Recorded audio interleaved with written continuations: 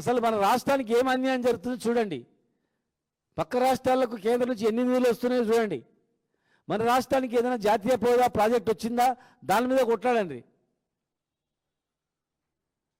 పక్క రాష్ట్రాలు ఇతర రాష్ట్రాలను గవర్నమెంట్ ఆఫ్ ఇండియా నుంచి ఫండ్స్ తెచ్చుకుంటున్నాయి, అన్ని రకాల డెవలప్మెంట్ తెచ్చుకుంటున్నాయి. మనకు ఒక పైసా వస్తలేదు, వాళ్ళ మీద కొట్లాడలేదు.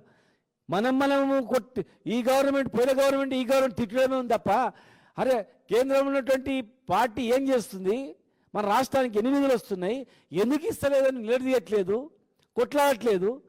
బీసీపీలు ఎందుకు పాస్ చేస్తలేదని చెప్పి అఖిలపక్షాన్ని తీసుకోవట్లేదు. 3,000 కోట్ల గురించి ఎలక్షన్ పెట్టినామంటున్నారు. మరి ఒక్క కాన్స్టిట్యున్సీకే నిన్న 1000 కోట్లు ఇచ్చిందంట. మరి 3 కాన్స్టిట్యున్సీలో పని ఆపుకుంటే అన్ని గ్రామాలకు డబ్బులు వచ్చేవి కదా. ఎవరు అడిగిన ఎలక్షన్ గ్రామాలకు? మాకు కూడా గౌరవం ఉండాలి, మాకు కూడా రాజకీయ రిజర్వేషన్ ఇవ్వాలి, మీరు ఇస్తామన్నది ఇవ్వాలని చెప్పి అడుగుతారు ప్రజలందరూ కూడా. ఒక బీసీలే కాదు, ఎస్సీలు అడుగుతున్నారు, ఎస్టీలు అడుగుతున్నారు, ఓసీలు అడుగుతున్నారు, ప్రజాప్రతినిధులు చాలామంది. రాజకీయంగా వ్యత్యాసాలు ఉండొద్దు, సమతుల్యంగా ఉండాలి. ఇన్బ్యాలెన్స్ అయితే మళ్ళీ పుట్టుకొస్తే ఉద్యమాలు అని చెప్పి 10% డబ్బులు ఖర్చు పెడితే కంప్లీట్ అయ్యేటువంటి పాలమూరు రంగారెడ్డి జిల్లా ప్రాజెక్టును పక్కకు పెట్టి